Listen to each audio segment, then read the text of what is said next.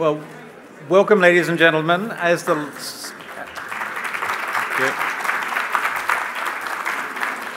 Thank you. As the last of you are taking your seats, we should get the program going. Thank you. It's wonderful to see so many of you here tonight. And of course, you are here because we have such a wonderful speaker and visitor who has come all the way from London to be here just for tonight. And that, of course, is Neil MacGregor, the director of the British Museum, from which the Cyrus cylinder has been lent to us. So we're deeply appreciative, Neil. Thank you very much for being here.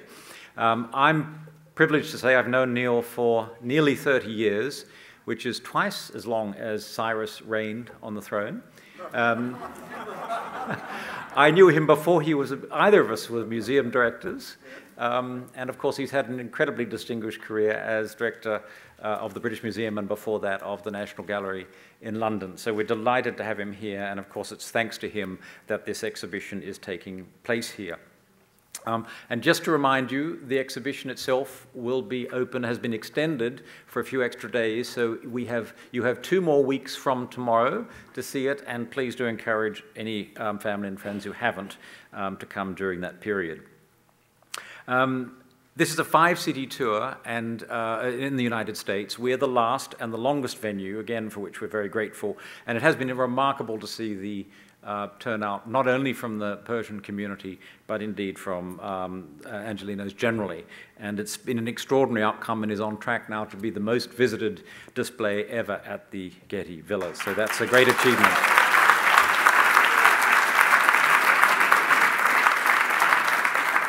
And of course, it couldn't have happened without the support of various foundations and supporters, and particularly for the national tour of the cylinder, that is the Iran Heritage Foundation, which has supported, as I say, the 5-city tour of the exhibition. Thank you very much for their commitment and involvement with the program.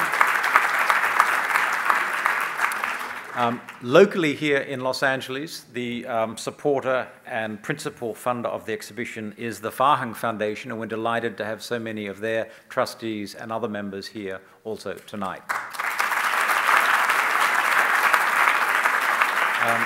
Farhang is dedicated to promoting Persian culture, and it's, of course, there could be no more appropriate subject for promoting than the Cyrus cylinder. So it's a wonderful start to a relationship, but we're certainly hoping that it won't be the last such association with them in the years to come. So on behalf of myself and all of our trustees and colleagues here at the Getty, we express to you our profound thanks for what has been a truly exciting and collaborative and enthusiastic collaboration on this project. It's my pleasure indeed now to introduce the chairman of the board of the Farhang Foundation to say a few words, Mr. Ali Razi.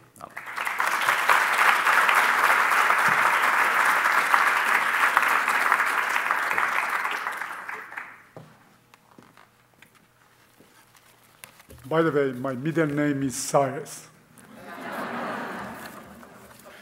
So I am biased. Good evening. On behalf of Farhang Foundation, I would like to thank Mr. Timothy Potts and the incredible team at the Getty for being such great hosts to this exhibition and for putting together this wonderful evening. We are elated about how the Cyrus cylinder exhibition has turned out as our first project together and look forward to many more successful partnerships with you in the future. Next, I would like to welcome Mr. Neil MacGregor, the esteemed director of the British Museum, to our city, Tehran, the Iranian community. Mr. MacGregor, the Iranian community especially, but the whole world really owes you a large debt of gratitude for your vision and foresight in bringing focus on the Cyrus cylinder and the universal values of this great Iranian king from 2,600 years ago. Values that not only freed peoples and allowed religious and cultural diversity in ancient Iran, but that have traveled through the millennia and into the core of the US Constitution as foundational values of all Americans. It is perfect time to remind all humanity of such shared ideas, and we are very lucky to have someone of your position and stature saying this truth on behalf of Iranian and our culture. Thank you.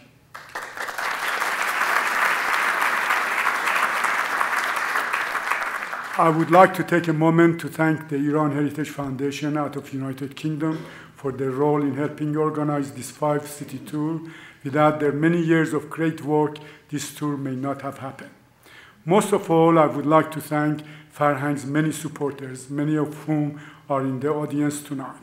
All Farhangis, community leaders, and our members for not only making the financial contribution that made the Los Angeles stop possible, but also for spreading the word and coming out in such large numbers that the Cyrus Cylinder exhibition, I said might, but I know tonight, just be the most popular exhibition in the history of the Getty Villa.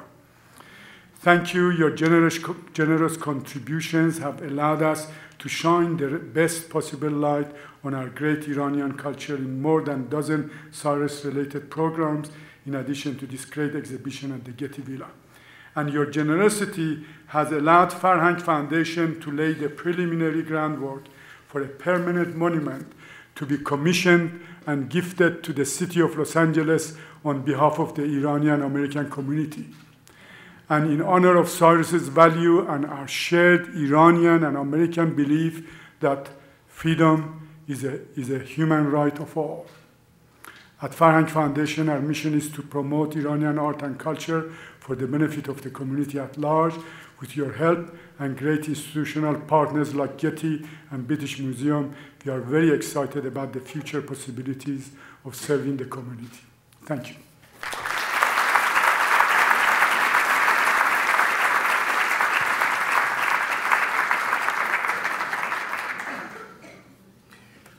Here at the Getty, we have been very fortunate to have a long relationship with US Trust and their parent company, the Bank of America.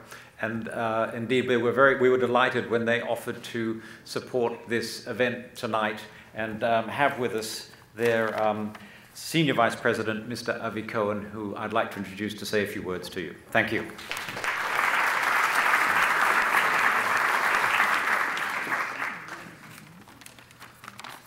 Full house. Wonderful. Thank you all for coming. Good evening, ladies and gentlemen. My name is Avi Cohen, and I am a Senior Vice President with US Trust. How wonderful it is to be here.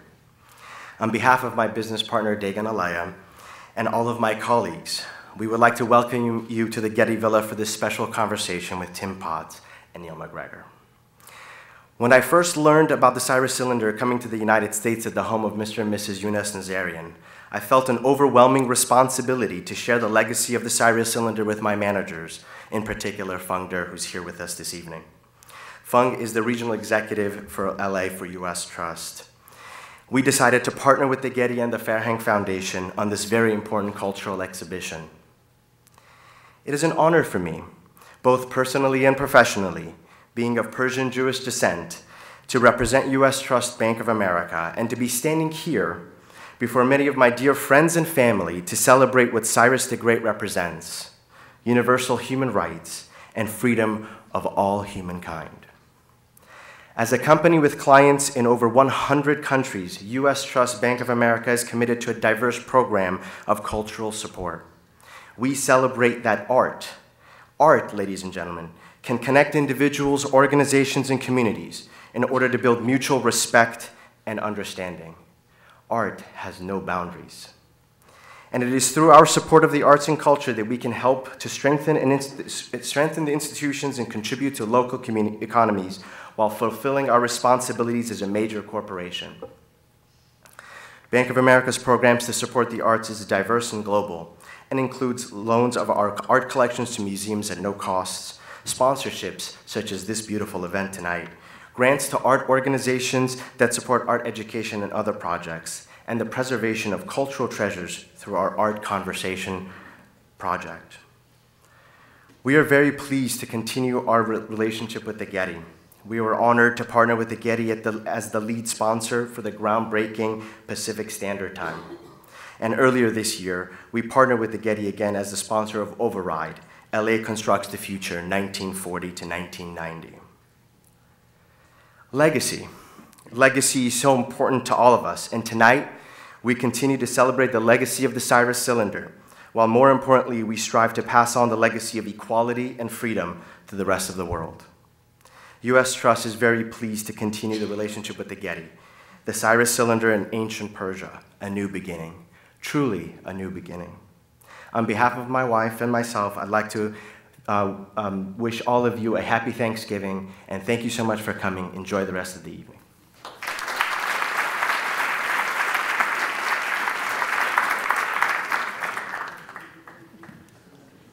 Right, well now it just remains for me to invite Neil MacGregor to join me, and we'll start the conversation.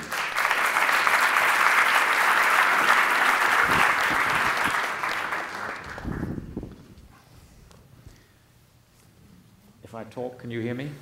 It's working, good. Well, as I just said, this is a conversation, and we will be breaking after a little while to involve you, the audience, in it, and we'll invite questions. But perhaps we could start.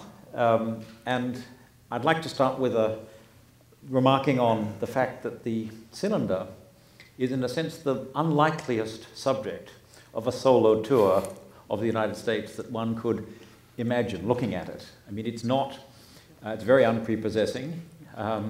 It's not a work of art in any normal sense of the term. It's all about, of course, the message and the text. But you could easily walk past it in a museum case. I'm sure many visitors of the museum have done so without recognizing its importance. And yet, today, it must be one of the most famous ancient inscriptions from the ancient world. I mean, the British Museum probably, if we'd been having this discussion 20 years ago, we probably would have said the Rosetta Stone, which is also in the British Museum, is perhaps the most famous ancient inscription. And I think most people would be hard-pressed to think of another one or two, perhaps the Dead Sea Scrolls as a category. But there's not many ancient inscriptions that have anything like the celebrity status that this does. And it's come about, it's worth remarking, that it's come about very much in recent times. In the late 1980s, I had the privilege of doing an exhibition from the British Museum, selecting objects which went on a tour to Australia and Japan. And we did select some cuneiform inscriptions for that exhibition.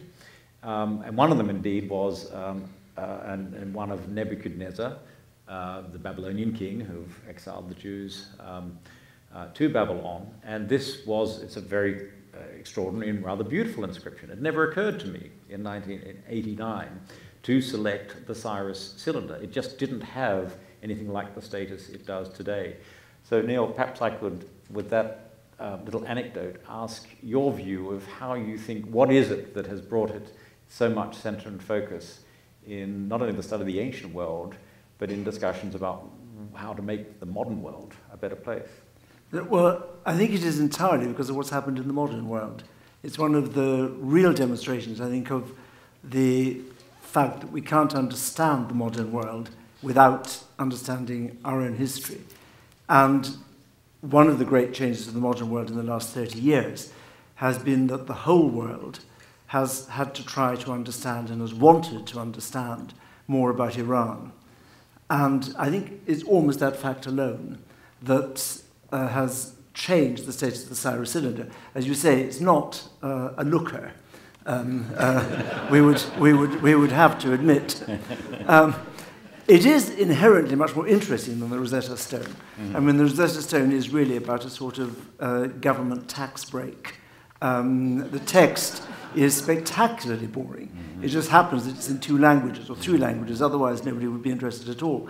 Whereas the text of the Cyrus cylinder, of course, is, as you say, what makes it so fascinating. But I think the real change in why people have become so fascinated by it is that it has been adopted by 2 successive and very different regimes in Iran as emblematic of one of the great moments of Iran's history. By the Shah, of course, at the Persepolis celebrations, it was one of the guests of honor. It went to Tehran. There's still a special building there, as you know, that housed it. It appears on all the stamps, the medals, whatever. And then, after the revolution, and the Islamic government. For a long period, many years, I think it was neglected in terms of Iranian history. And then, again, came into focus. And I think that is what so fascinates people who previously knew rather little about Iran, why this object could be so important to two governments that you would think might have very different views, but each found in that object something of central significance to the nature of what it means to be Iranian, and above all of what Iran has given to the world. There's a great idea articulated there as nowhere else of some kind of recognition that different peoples, different groups of people have rights, and that the ruler must work with those rights if he's going to have a properly managed state. And that, for all of us, has now become so important as we think about a more diverse community, diverse world. And how, in particular, having been in Iran in 1971, for, as you said, under the Shah, why in 2010, what was the particular trigger for it going, the decision that it go a second time then? It really came about from a series of exhibitions and programs we've been running at the British Museum. The British Museum was set up in the middle of the 18th century by the British Parliament in order to let the citizen understand the world. That's what it was meant to be for. And we've been trying in recent years to focus on those parts of the world that people most want to understand, but also about those histories that we don't learn at school or at university. And I don't know how it is in the United States, but in Britain, most of us learn relatively little about the history of Iran. And we therefore put on a series of exhibitions, first of all about the ancient Persian Empire of Cyrus, Darius, Xerxes, and then a second one on Shah Abbas and the making of Shia Iran. And the public was extremely interested, came in very large numbers to explore. But we couldn't have done this without the generosity of the museum in Tehran. And what I was very surprised by, I have to say, was the willingness of the Iranian government to sanction the loans from the National Museum in Tehran to London. As you all know, historically, over many hundreds of years, relations between Britain and Iran have been, shall we say, problematic, to put it at its lowest.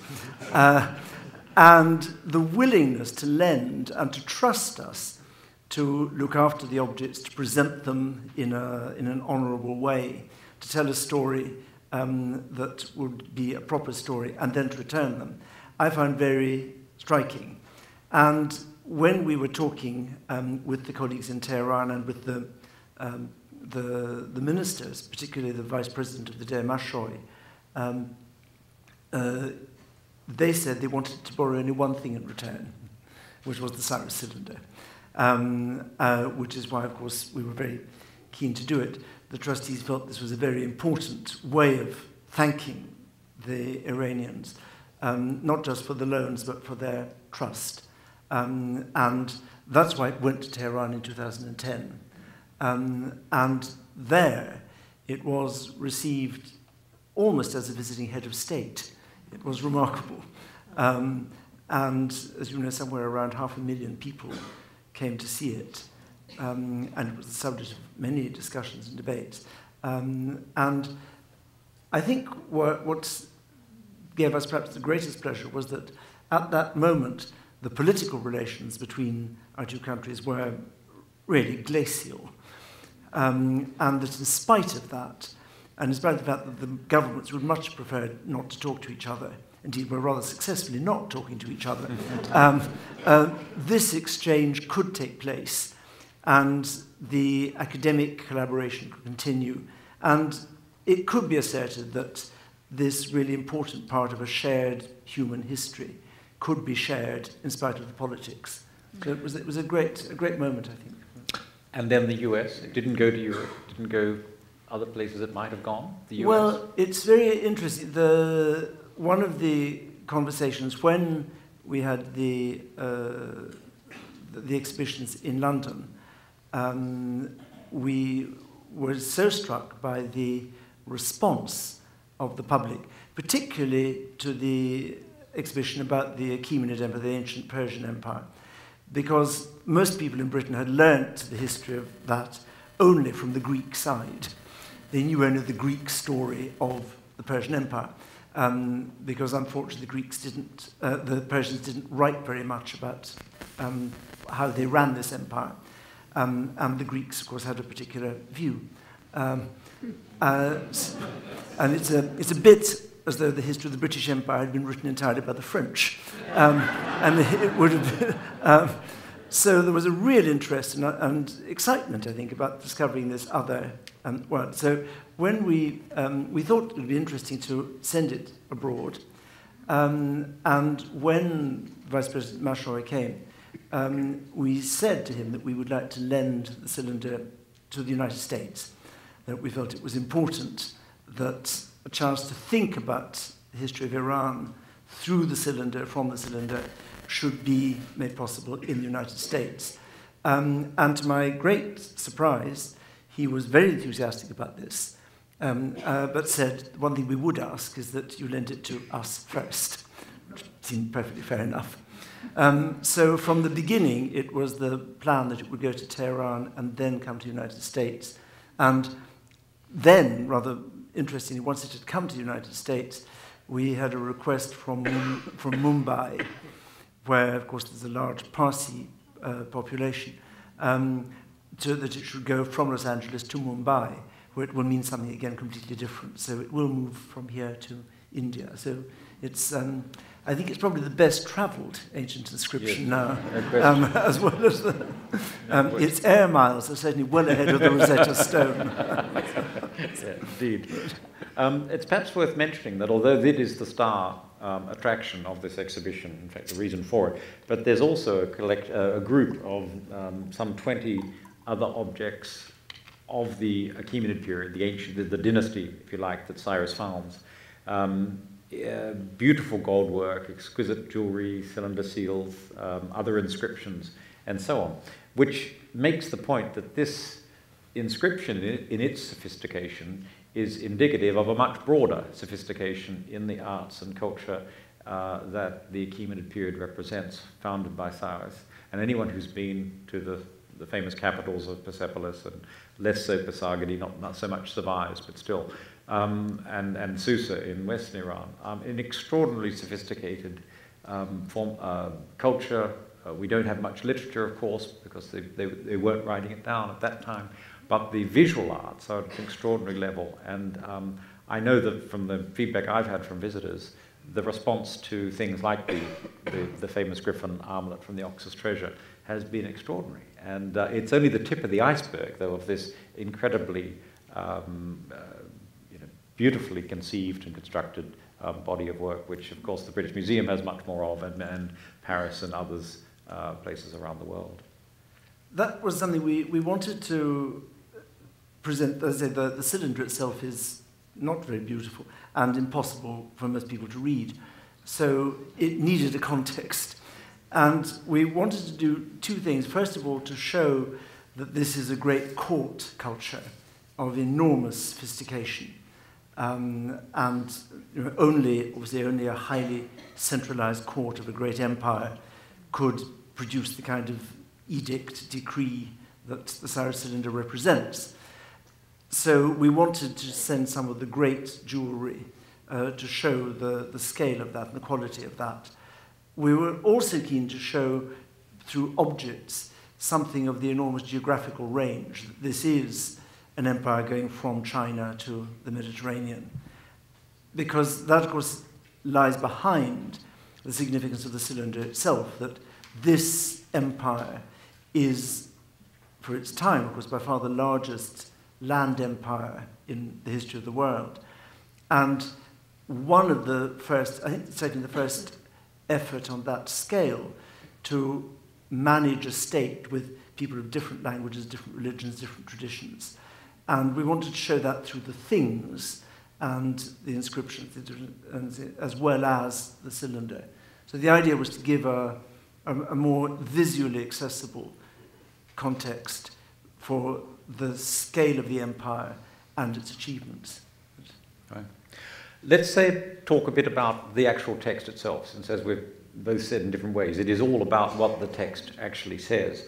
And some of this bears repeating because there are things said about what the cylinder says and doesn't say that are questionable, and there are different points of view on how to interpret it. So it's not the case that absolutely everything about the text of the cylinder is straightforward. Perhaps the first thing to be reinforced is that it, although it's the record of a Persian king conquering Babylon, it comes from Babylon, which is in Iraq. And it's written in the Babylonian language, not the Persian language, and in the Babylonian script. So it's a thoroughly Babylonian object, which reflects the fact that this was Cyrus's, or his chancellery, or whatever, record of the conquest of Babylon, which became the centerpiece, which brought together the other conquests he'd already made in Media, in north-central Iran, and in Lydia, in Turkey, and the areas in between. But Babylon really was, when it fell, the core of the Achaemenid Empire, which then was expanded further east, right across Iran, and as Neil said, to the borders of modern-day China.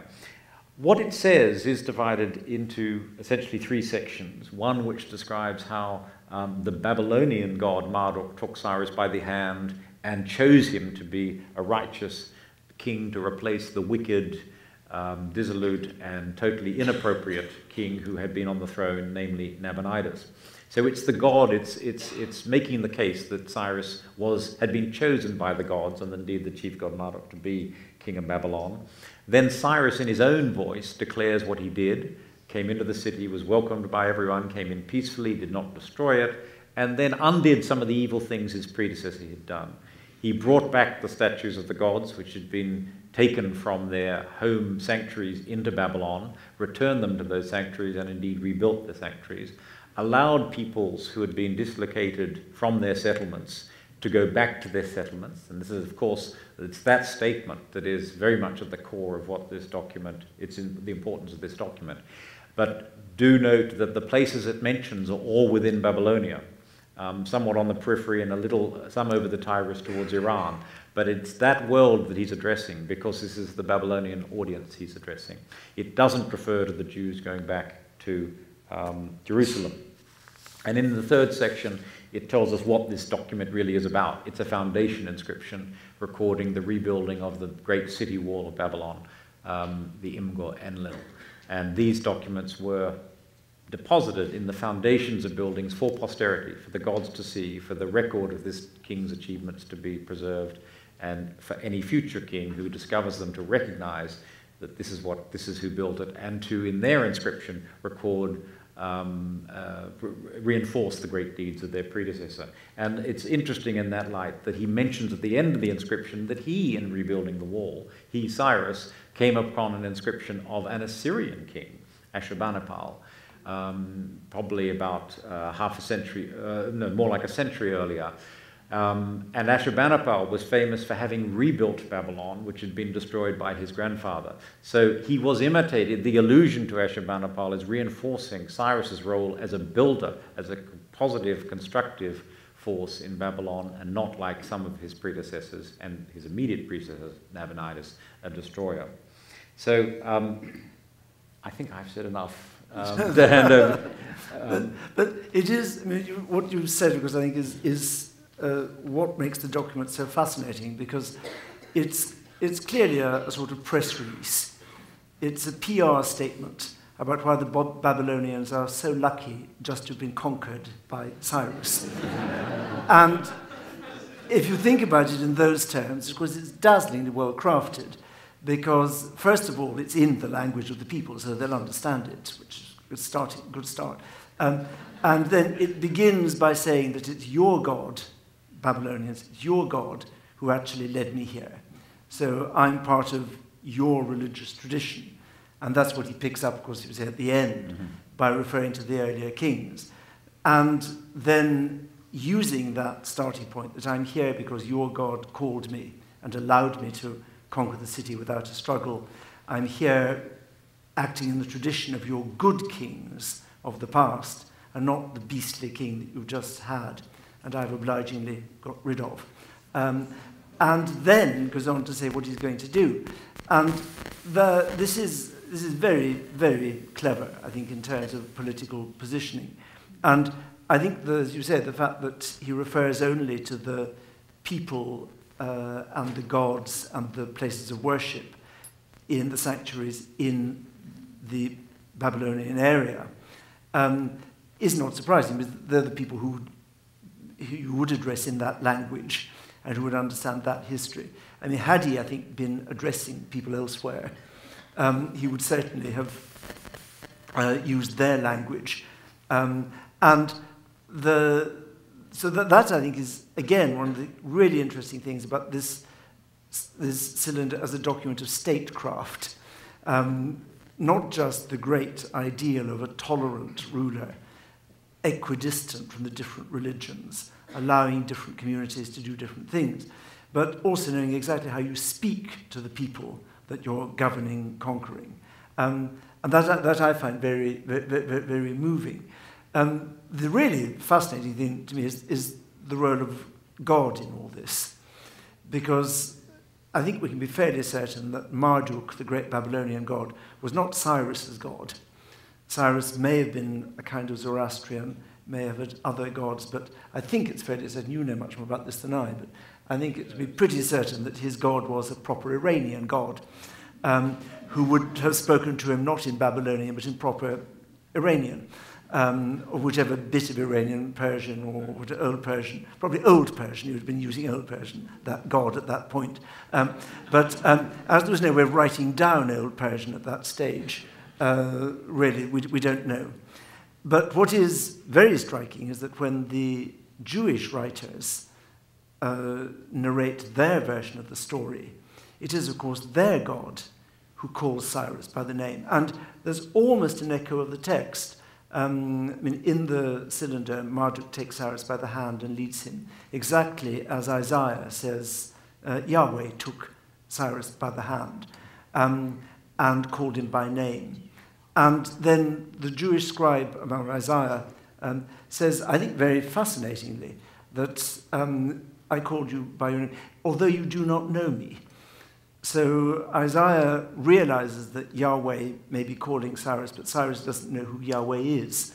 But it is taken into that religious tradition and becomes a critical part of Jewish history in that rhetoric.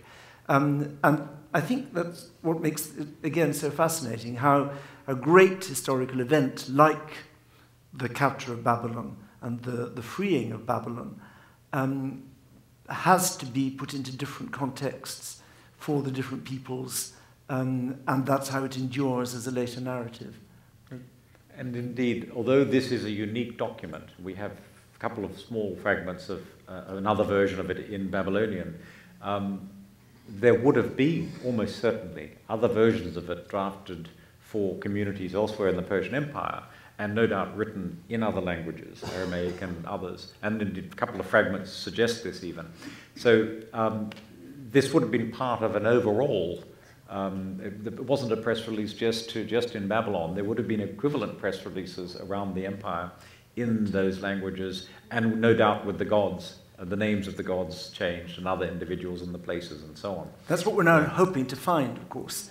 Everybody is busily scouring their cuneiform tablet collections. This is not easily done. As you know, they all look like dog biscuits. And the scratched dog biscuits. So it takes a particular kind of personality disorder to devote your life to this. Mercifully, some of my best curators and best friends do. But we are now, everybody's now looking, as you say, Tim, for other evidence. The great discovery of the other fragments, which showed that the cylinder was part of a distribution system. We hope that somewhere else there will be evidence of the same phenomenon elsewhere in the Persian Empire. And adjusted to the local gods. But the nearest parallel, I think, in modern times is when Napoleon briefly conquers Egypt. And his declarations in Cairo, he makes as a Muslim, rather surprisingly to people back in Paris, but nonetheless they didn't know about it at the time, and suggests very much that this is part of the will of Allah and the intention of Allah that Egypt should be blessed by the arrival of the French. It is very much the same model, and again, part of a historic continuum of how rulers behave. And in fact, of course, after the fall of the Persian Empire, Alexander does much the same thing, going around being in Egypt and elsewhere, taking on the worship and the acknowledgement of the local gods. I think this might be a useful point at which to bring in the audience for some questions, since we've talked about the tour and what's in the text, and there's so much, frankly, in that let's take, are there some hands? One up the back there. We've got a microphone coming. You might just wait for a second.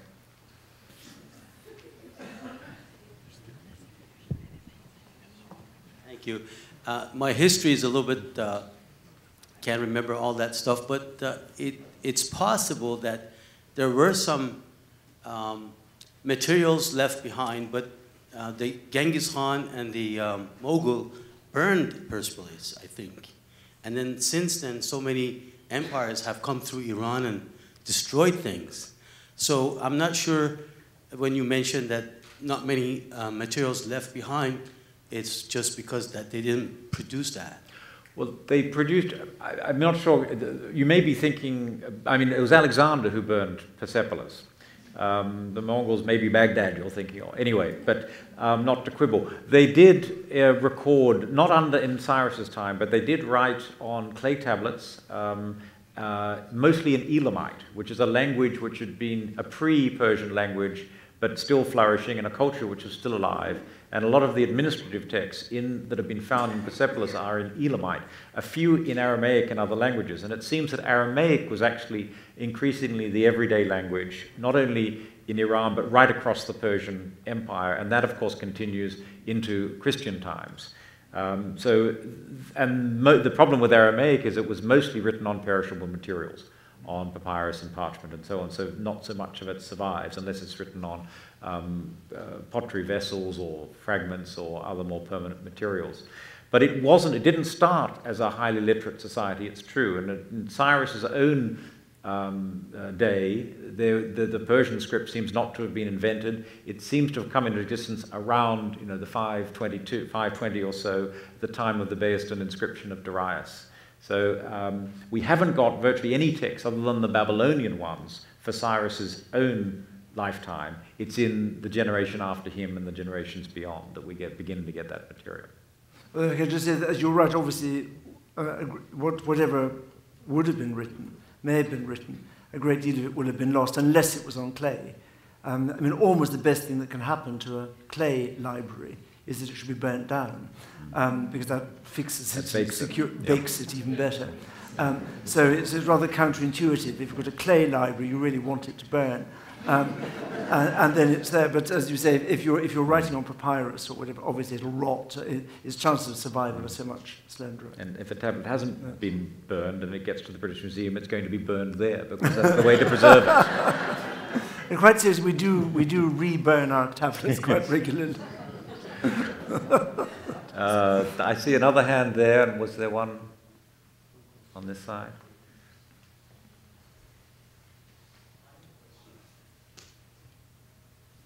The mic's moving its way across to the middle. Thank you. Yeah, so if you could maybe just elaborate a little bit more on the influence that Cyrus had on Alexander. I think for me, I'm a little bit of a Grecophile, obviously, and I love studying, obviously, the influence Alexander has had on the Western world. But when you really look at it, Cyrus is administering, pre-Alexander, this sort of multi-ethnic, multi-religious community, obviously, and his territory, how he's governing it, and the satrapies that he sets up. Maybe you can talk a little bit about that influence on Alexander. I think if Tim knows a lot more about this than I do, but if my colleague John Curtis, who's been much involved in the Cyrus cylinder here, he would say, being the kind of scholar he is, Alexander was just a blip. This startled me when he first said it, but his argument would be that what happens with Cyrus and the Persian Empire is really the establishment of what we still think of as the Middle East, one area of cultural exchange that goes from Egypt, Turkey, to the Indus Valley. And that is so deeply established with road routes and other exchanges that it remains, in a sense, a cultural community ever after. And it's because it's been so well constructed that it can be conquered by removing the head, but that actually the Alexander Empire collapses, of course, very quickly. But the notion of this cultural space as somehow connected endures to the present day. But you, Alexander, your view of Alexander would be different.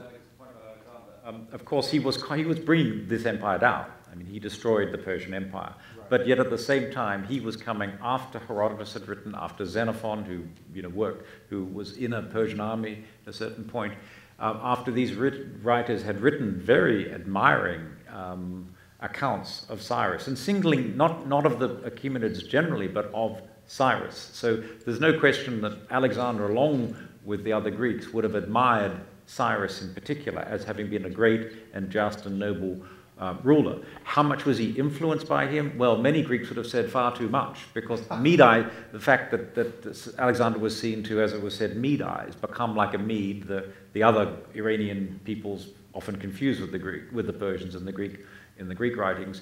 He was criticized for taking on Median dress and customs and so on, and accepting their worship, if you like, as a king, as a despot. And of course, to a Greek of anything like the Athenian complexion, this was total anathema. So the influence, as I say, for many would have been far too strong, but for Cyrus in particular, it would have been very real. What it does pick up, I think, is how surprising it is that the Greek writers are so favorable, as you say. Absolutely. I mean, here is not just the serious enemy who has invaded Greece, destroyed the Acropolis, all the rest of it, the Persians. But in the later writings, while there's a great hostility to the Persians and Persia, the empire, Cyrus is always singled out as the great ruler, the ruler who is to be admired. And that is really remarkable. It's as though we were all suddenly to decide that Mr. Andropov suddenly had been the really great Soviet leader, and that he was the model in the middle of this. There must have been something quite outstanding about this man. And indeed, the image we have of Cyrus's exceptionalism, if I can use that phrase, to me the most surprising aspect of it is the Greek admiration of him, because the Greeks had very little to thank the Persians for. They'd fought wars against them. They'd, of course, famously sacked the Acropolis in 480 BC, and they despised that form of rule. I mean, the Greek authors are full of, particularly the Athenians, of criticism for a monarchy where men are not free, they're not able to vote, they're not able to partake in government in that same way. So this was a long-running animosity, if you like, and yet amongst all of that, here's this one Persian ruler that they pick out, as Neil just said, for extraordinary admiration. And if there's anything that proves the exceptionalism of Cyrus in the ancient world, in his own time, to me it's what comes through in the Greek writings, which actually leads us into what I was going to ask you about next, if I may, which is, of course, the cylinder was discovered in 1879 and was very important for confirming, to providing an account of Cyrus from his own day. But before that time, right throughout later antiquity and up through the 19th century, Cyrus was, of course, still very much in people's minds, and it had a huge impact on thinking about good government and government generally through two sources. We've just talked about one of them, which is the Greek writers, but the other one, of course, is the Old Testament. And there, he was the liberator. He was, as we know from Ezra and Chronicles and Isaiah, he allowed the Jews to return to Jerusalem to rebuild the temple. Now, in my view, but I'd be interested in how you see this, of course, the Old Testament admiration for Cyrus, in a sense, makes perfect sense, unlike the Greeks, because it was through his edict, through his allowing them to return, that they were able to rebuild the temple, that the whole subsequent history of Judaism is possible only because of Cyrus's decisions. Yes, and in the Jewish and therefore the Christian traditions, he's always been the hero.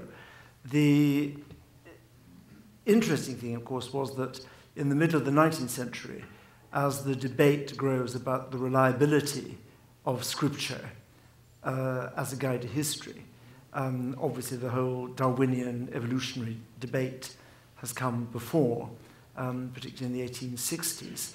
But the real uncertainty and disturbing uncertainty about how much you could take what was written in the Hebrew Scriptures as historic fact was suddenly, of course, changed, that debate, by the discovery of the Cyrus cylinder. For the first time, there was objective historical corroboration of what had previously only been a Hebrew text. That was the only source for that.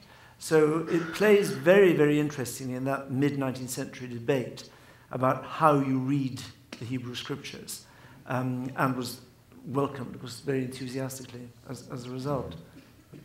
And that story, of course, is the basis of the, if you like, rather highly unfortunate irony today of the fact that here are two modern states, modern Iran, modern Israel, which shared an admiration of this is the one character that they share huge admiration for and have a huge direct sense of identity with, who are today at such loggerheads, but in the past have both shared, as I say, this common connection.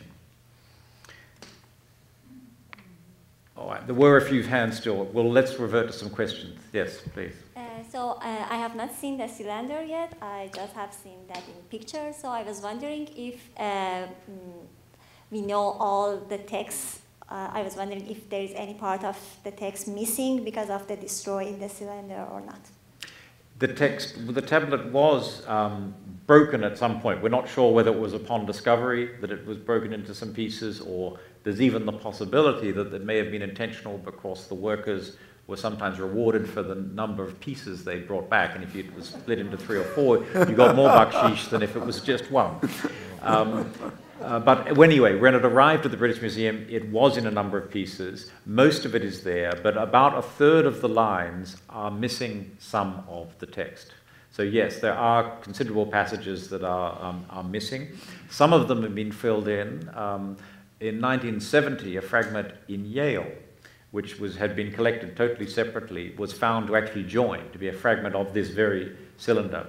And on the cylinder that you see, the only bit of it that's not real is the fragment from Yale, because for reasons Neil may be in a position to explain, there was even more difficulty in lending something that belongs to Yale and was in Britain back to the United States than there was with the cylinder itself. There's a very good question. As Timothy says, that it was broken when it was found. And the fact that one fragment turned up in Yale suggests that other fragments may also be lying in these cuneiform collections. But the Yale fragment was very generously put on long-term loan to the British Museum and attached to the cylinder. The real problem came not coming to the United States, but when we wanted to lend the cylinder to Iran. Because, as you know, there's been a problem about Iranian cuneiform material in Chicago, which is the subject of litigation. And we felt that it might be very risky to lend a US-owned cuneiform fragment to Iran. So with the agreement of Yale, we removed the fragment and put it in a special place, and put a moulded copy of the fragment on. And that's still on it. Once it comes back to London after its world tour, we'll replace the Yale fragment. But no, we are still looking for other fragments. And as Neil alluded to earlier, there are 2 fragments which were recently discovered by 2 separate individuals in the collection of the British Museum, but then they don't join this cylinder. They are part of the evidence. They're from another tablet, and they're only relatively small fragments. They're in the exhibition upstairs. But what they do show is, as well as the barrel-shaped, the cylindrical copies that were clearly deposited in the rebuilt walls of the city, there would have been normal tablets, things this sort of size or shape, and so rectilinear, which had versions of the same inscription on them. And indeed, some of the missing bits, why I'm mentioning that is that some of the missing bits of the cylinder are luckily recorded in those 2 other fragments which were discovered, including the name of the scribe who copied it. So there's a lot more ferreting around in cuneiform collections, and it's only, but do have to forgive them, it's only been since 1879 that these things have been in the British Museum, which is not a long time in Assyriological terms. Now, I saw another hand as I was speaking. There's one here at the far, yes. Mike's coming.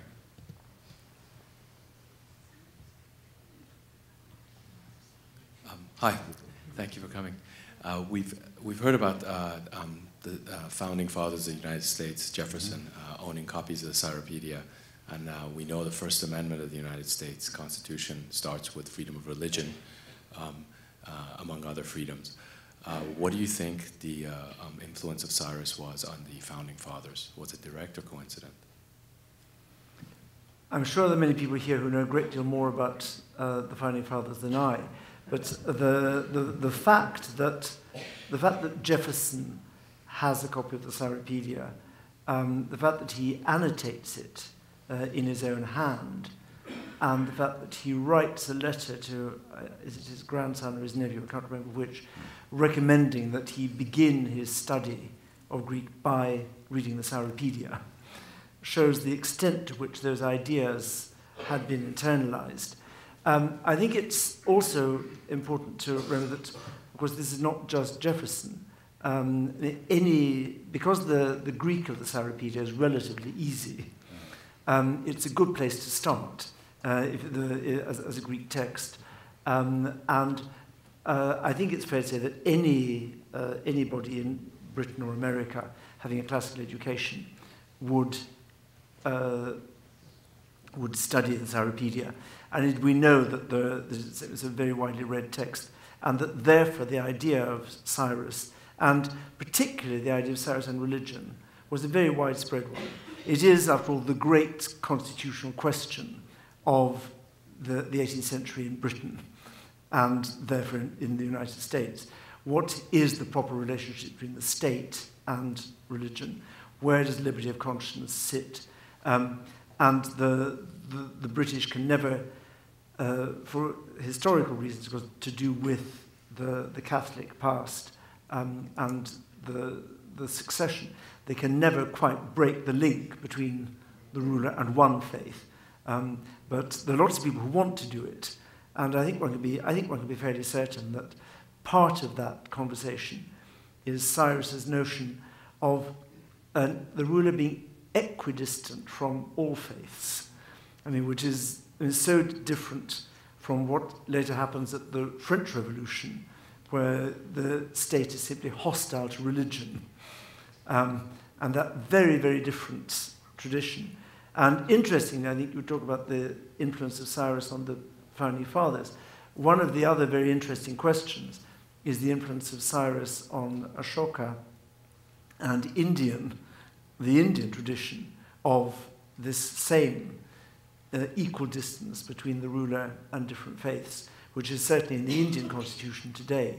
And I think you can certainly wonder and ask the question whether both the Indian constitution and the US constitution don't draw that particular inspiration ultimately from the same source. Now, we've got quite a few hands. Yes, we'll lay with the microphone. I'm curious if we know how the cylinder would have been displayed in the city of Babylon. Was it accessible to all the citizens? No, absolutely not. It's a foundation inscription. Again, Tim, you know much more about. Well, you they must were know about Babylonian inscriptions. As the name suggests, they were placed normally as they were rebuilding, either building something for the first time or, as in this case, rebuilding the city walls. At the level of the foundations, there would normally be, as it were, a box created where the bricks were placed around it. So there'd be a cavity in the wall, and in that, it's a bit like a time deposit. They would put this inscription. Sometimes in earlier periods, there are also sculptures of the ruler being shown as a builder. There's one of a Sumerian king called Shulgi with a basket of mud or brick on his head. So the inscription was there for posterity, not to be seen. That doesn't mean there mightn't have been a public version of an inscription of the king recording some of those same events, because his account of being welcomed by the people of Babylon, all of that, and then restoring all of the shrines, returning the gods, and so on, is exactly the sorts of thing you would expect him to say in his public inscriptions also. Now, those haven't been found, and maybe they don't exist, but it's certainly possible that they did, and it's exactly the sort of thing that Assyrian and Babylonian kings did in earlier centuries. There was, yes, a question here.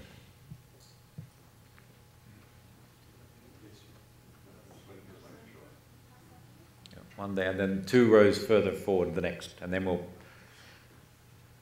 First, again, thank you for coming. I know you have enough frequent air miles, so thank you for making the journey. One comment and 2 questions. I think the allusion to Jefferson, I think, is actually off base, because from what you've said, Cyrus is very realpolitik. I don't care about religion. I want religion of everyone, so everyone loves me, because I'm neutral. Very different than Jefferson saying everyone has freedom of religion. Those are 2 entirely different things. There must be a very interesting story of how did the Yale piece come in contact with the cylinder, and why a cylinder as opposed to a tablet? Well, there's not the answer to that latter question is that it's the traditional form for foundation inscriptions, going back some centuries. I don't think anyone can say originally why they would have been that way. They did have rather a few more creative shapes for their inscriptions. One was the cylinder, one was a prism with flat sides, normally 5 or 6 sides, but standardly they're of course just rectilinear tablets. But I mean, that's all we can say. What was the first part? The Yale story. So how did there's this piece sitting in Yale, there's the cylinder, how did the love story evolve? That was someone recognized. It was a brilliant discovery. I mean, it's a bit like the person sitting in the British Museum. The first one, a man called Professor Lambert, who a few years ago found the first of these other 2, and it was bits of the text that weren't preserved on the existing cylinder. It was by just reading the text and realizing that it would join, or that it seemed to follow a thread of a narrative that was in the other inscription. For the people in the BM, it was a little easier because they had the actual cylinder there, and the form, the actual handwriting, if I can call it that, of the scribe is rather unusual. It's not the most accomplished hand. It's possible that it's in some way provincial or maybe not from Babylon. It's not the usual sort of hand you find in these things in Babylon. So it's so wonderful the snobbery is about handwriting in the ancient world. this provincial hand. But I've heard... Some of you may have been the curator from the British Museum who found the second, after the first one was discovered by the man who actually had been his teacher. He then scurried back to think, well, how dare he have found it? I need to go back and see if there's anything more. And he then found the second piece. And Irving Finkel, who was the man concerned, at this podium was saying when he was lecturing here that it's so distinctive he would recognize another fragment of the Cyrus cylinder from across the room at a cocktail party, which perhaps is a slight exaggeration, but it is a distinctive, and even I know enough about cuneiform, it is rather a distinctive hand. But your point about of course there's a huge difference, the Jefferson and Cyrus, but I think that's partly, that makes the point that these documents, these documents reflect, of course, the moment, and there are affinities, but they're not the same. In Cyrus's world, the point of the freedom of religion, and to use that rather anachronistic phrase, is that each faith group can pray for the ruler, and therefore the ruler can draw on many gods, which is obviously an advantage in just having one god. And that's quite clearly what it's about. But that's, I don't think, nobody in 539 BC could have thought otherwise, I don't think. But you're absolutely right, it's a key difference. Again, there's two near the center of the room. Oh, I'm sorry, we did have the one down the front. Yes, please. Then next, those two. Hassan? Yes. So, do we think that the cylinder is unique, or were there a number of such manifestos inscribed at the time? And then I also have another question. You mentioned that there is mention of Cyrus in the Chronicles and the book of Ezra. And Ezra, exactly. Yes. So I was under the impression that those books were written prior to the time of Cyrus, but I guess they're not. I mean, they were a series of these books that were actually written and updated. Well, you're getting into Old Testament textual criticism. Part of Isaiah, there's the Proto-Archaic and there's Deuteronomic. So, and there was obviously layers of later editing. But no, the main historical, the Isaiah is the more, if you like, prophecy, anticipating the future, if you like. But the accounts that are more historical were written after the events they recount. The book of Ezra, and particularly the book of Ezra, which is the most detailed account of it. To go back to your... Can I just add to that? My colleague, Irving Finkel, who's our specialist in this area, he believes there's a real possibility that whoever, either Ezra or somebody collaborating with Ezra, had been a scribe in Babylon and had then gone back to Jerusalem, which is why so much of the material is connected. And of course that's perfectly likely, that among the Jews that went back would have been some of the civil servants to administer the new thing. So the connection is, I think, very close. Sorry. And now I've forgotten the first part of your question. Oh, are they unique? Yeah, no. Yes, yes. In the wall itself, there would have been many of these. They just haven't been discovered, or maybe they've been destroyed. And as I say, there would have been other versions of this text for other parts of the empire, which we haven't found any trace of yet, but almost certainly that would have been the case. The idea of diversity that's written and illustrated on the cylinder, is that repeated? For instance, is it repeated, say, in Persepolis, on the procession with the people from different? I'm just wondering where the idea. Do we see the idea of diversity, either image-wise or written in other places? Well, you see the diversity in the sense that in Persepolis you have the delegations from the various parts of the empire bringing gifts and bringing goods, if you like, tribute to the king. But that's not diversity, I suppose, in the sense you're talking about. It really is reading from the Greek and particularly the Old Testament stories in light of that rather short statement in the Cyrus cylinder that the peoples were allowed to return to their settlements, or went back to their settlements. Different, yeah.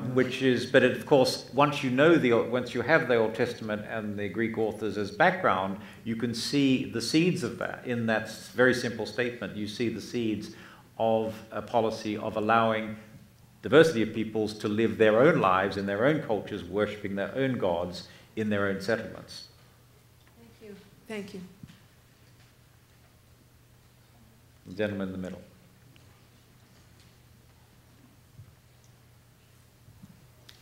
Yes, I have a question. A great deal has already been said about the influence of Cyrus on the Greeks and the American Constitution. I'm wondering if you could make any commentary about the influence of Cyrus on Roman attitudes towards a more egalitarian form of government, embracing somewhat you use the term anachronistic for religious freedom. Can you make any commentary about how directly or indirectly the Romans may have been influenced by those sorts of ideas? Well, of course, the Romans were avid readers of Greek history and texts and so on, so they would have been aware, through pagan times. Of course, we get into a new world when Christianity comes along. But they would have been aware of the Greek admiration of Cyrus. I'm not as aware of those sort of effusive praise, but there may be others. In fact, some of my colleagues amongst the staff here from the villa, I'm not aware of things at that same level in the Roman writers.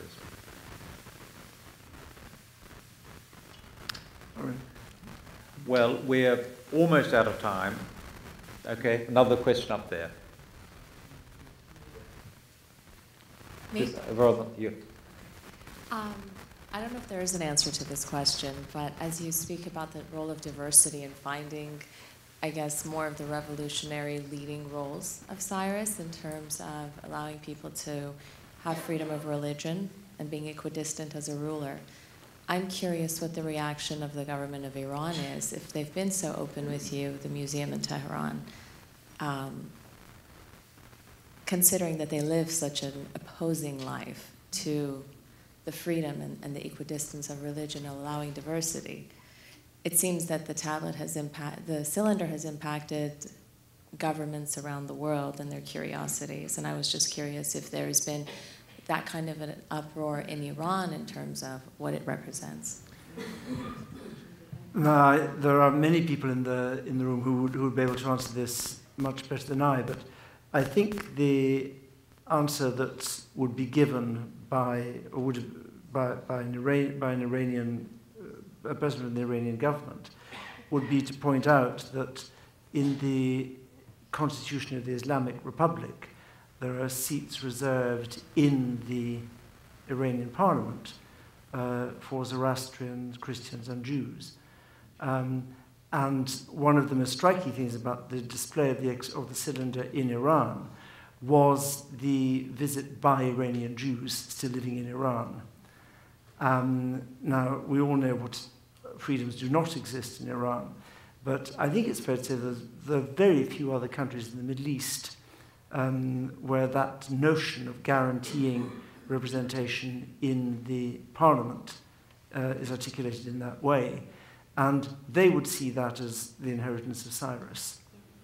And I think it's a very interesting thing to consider. I mean, the fact that there is still a Jewish community in Iran in a way there is hardly anywhere else in the Islamic Middle East is striking.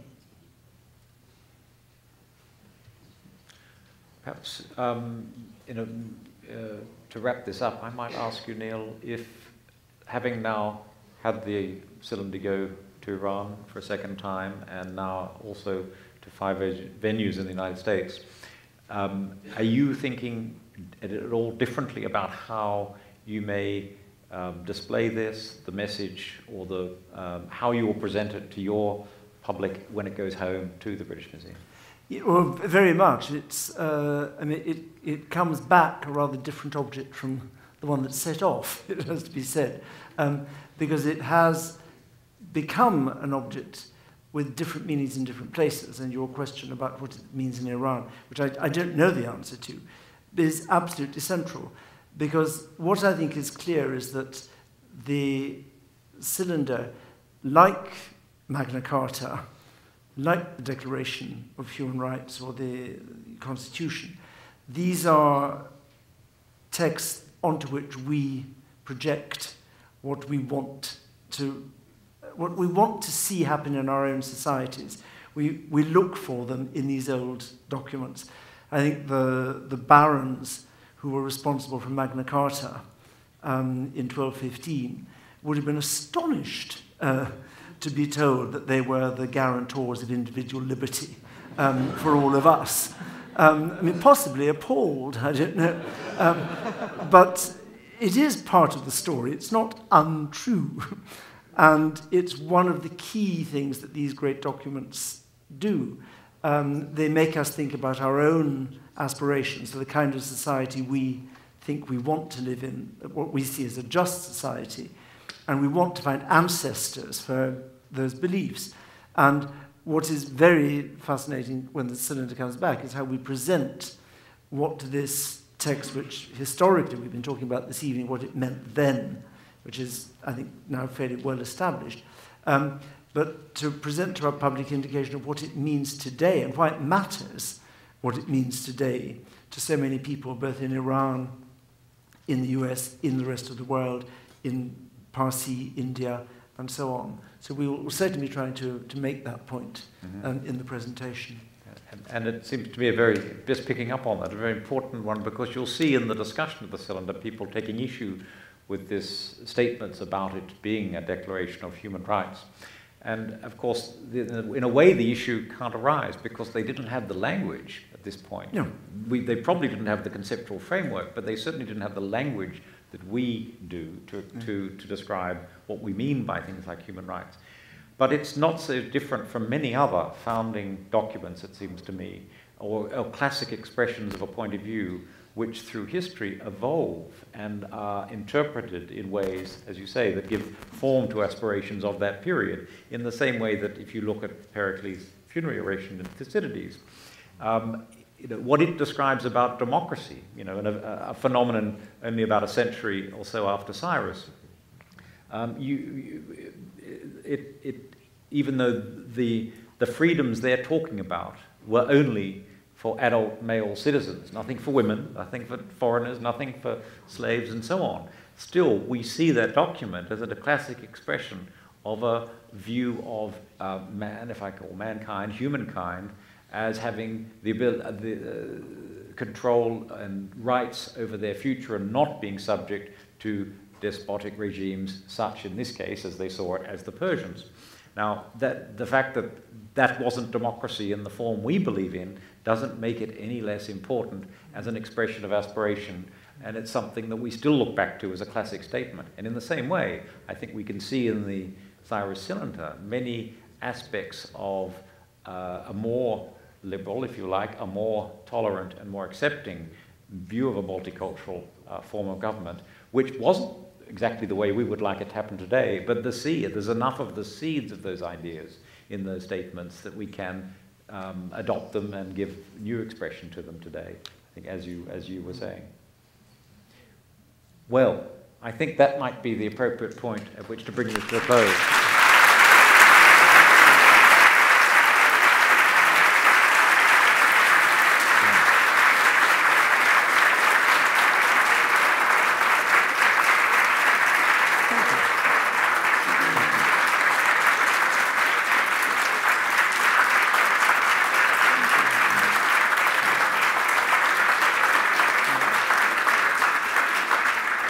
Well, your applause says it all, but if there were such a thing as the Cyrus Medal of Honor, I think Neil would deserve it for making the trip here tonight, and he will turn around and go back tomorrow, unfortunately, but it's been an extraordinary gesture. Thank you for both for the cylinder, but also for your being here tonight.